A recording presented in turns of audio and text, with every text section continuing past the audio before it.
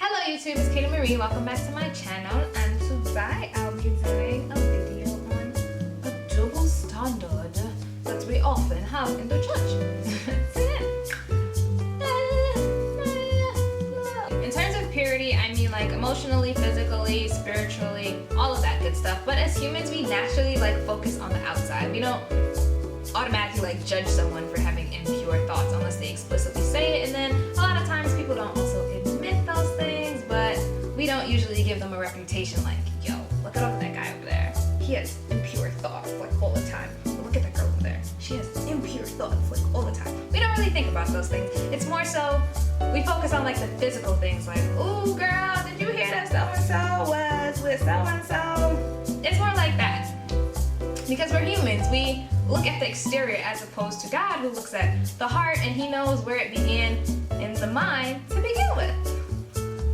So what is this double standard I speak of in purity, I would say culture? Because I would not even go as far to even consider blaming Christianity for this, because it's not. The true Christianity in terms of biblical principles advocates that men and women should hold themselves to the same purity standard, and we should be doing all in our power so that God can have the glory at all times. So what is this double standard?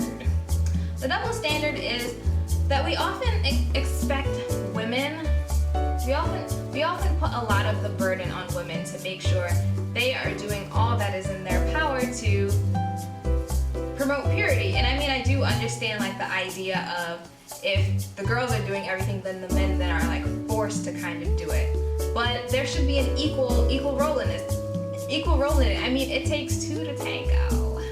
Yeah. For example, men tend to get away with the fact that, oh, they're men, boys will be boys, they're just doing boyish things, they're going through a phase, so they're going through a nature, but from a very young age, we're expected to do this, do that. For example, in a section of this would be modesty. We're always expected, your clothes has to be a certain way, and while it is true, I mean, fashion does target women a lot more in terms of clothes that are being made that are usually more immodest on our end, and then men do struggle physically. That is true, in what they see, but it's always on us, as if the Bible doesn't always say that.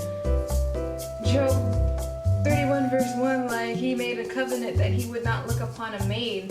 So I mean, there's an equal balance to this as well. I'm not refuting that we should not be modest and whatnot, but greater purpose to things. But there's a very heavy emphasis on us doing all in our power, and it is encouraged, and in some way that is nice. They do try to make it beautiful, but then also it turns into a slant. They start to make it seem as if you're property of this future person, when you start to begin to get into things be pure for your future spouse or whatever. There's actually a higher calling than being pure for a person in the future. One, because you're not property of anyone.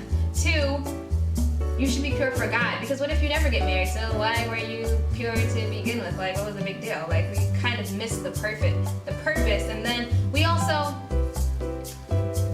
the way also in our culture, in some instances, in traditional non-Christian culture, the way virginity is fetishized. Oh, I don't know if I can say that word.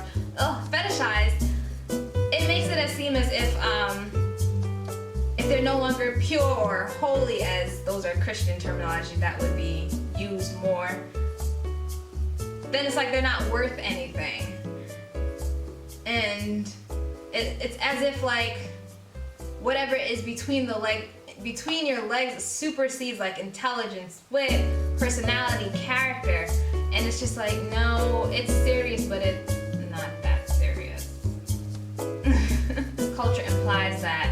I remember, for example, I was in church and they had this youth pastor come in, and then the topic was on sex. It was always interesting to see how different pastors approach these topics. So he gets up and he's saying, oh, and women and girls, because all the youth had to go in front, so dead in front of him. And he was girls, this is what you do when you go and have sex with a guy. And he took a piece of paper and he was just marking and jamming it with a pen, and I was just not even a crumpled piece of paper. Like, that paper can't even be used anymore. Yeah, it's okay if the person goes along the trend and they like never fall into any type of sexual immorality. But like, think of somebody who gets raped in the physical sense. Now they're just like, wow, I'm not worth anything anymore because of this virginal fetishing. It's just like, wow, like there's like nothing, like no one wants me anymore because my virginity superseded everything I had. It's not a good environment for men who have been raped when we overemphasize both, because now the general culture, the double standard is that men will always be pushing. But if the guy got raped, on the other hand, it's just like, whoa, you were the guy that was supposed to be pushing. How did you fall into the trap or the role that the female would normally fall into?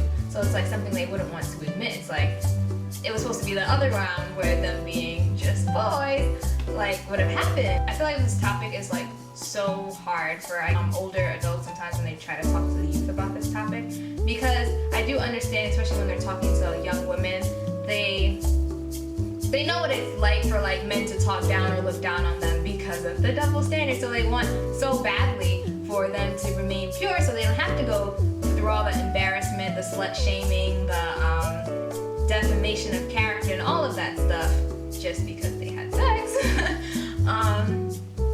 They don't want to go through that, so they go through these like extreme examples into like scaring them into scaring them to be pure. But in a way, it backfires in a way. So it's just like, no, sex is a beautiful thing. God made it. He did make it for a purpose, but we shouldn't like get so carried away in linking someone's self-worth to sex and virginity.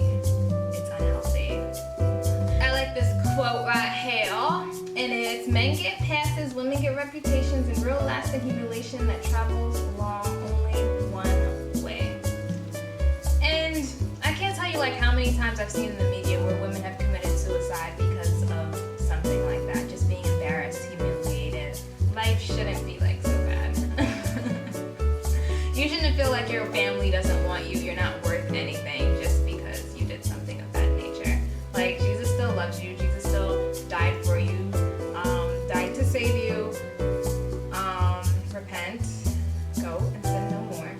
Where do we go from here? Education is probably really the best way to start off with it. One, you're not in possession of your future spouse. I mean, that's kind of absurd. And your duty is really first to God, and then to yourself. Because I mean, if you're really gonna wait around and be pure for a future spouse, what if you never get married? So then what was the point of that purity? You might as well have lived your life.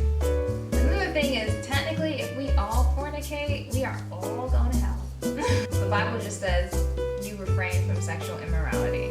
And that doesn't say women alone, you must refrain from sexual immorality. It's men as well. Stay really watching our word choice so it doesn't promote like rape culture. The different acknowledging and equally teaching the different ways that men and women struggle. Because men, yes, it's physical, a lot of it's physical, visual. But for women, it's also like emotional. It's very rare that I hear pastors get up and speak like, hey, maybe you shouldn't emotionally abuse your sisters, like leading them on and things of that nature. Like, that's something I feel that needs to be addressed since the church tends to acknowledge, well, women, you struggle differently from men, and you guys need to do this, but it's just like, what about something to help us? There should be like an equal working on both ends, the way there are like rules and regulations for how women should act in conduct to help. As women, this is a huge one, because I find that as women we tend to, although we ourselves might be looking into being pure and we want to, we often don't value men that are pure. So like, oh, he's a virgin, it's probably because he's like ugly, or it's probably because he couldn't get none when he was younger, or it's probably because we always like tend to like make excuses and then give like a subtle eye, or it's probably couldn't get, or this or that.